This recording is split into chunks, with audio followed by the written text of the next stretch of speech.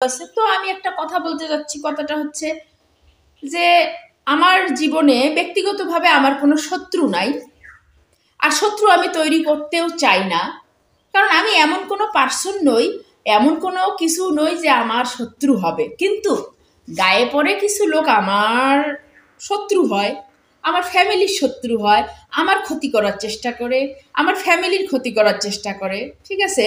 কিন্তু এগুলো সবাই হচ্ছে কি অবান্তর, এগুলো করার কোনো কারণে আমি দেখি না। আমার আমার যতগুলো ক্ষতি করে তারা আমার গায়ে পড়ে, মানে আমি শত্রুতার কোনো কারণেই দেখি না। আমার ফ্যামিলিরও তারা গায়ে পড়ে, আমার ফ্যামিলির তারা ক্ষতি করে।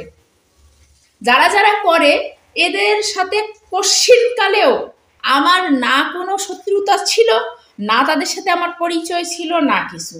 মানে যা কিছু হচ্ছে সব হচ্ছে অবাঞ্ছিত। হুম।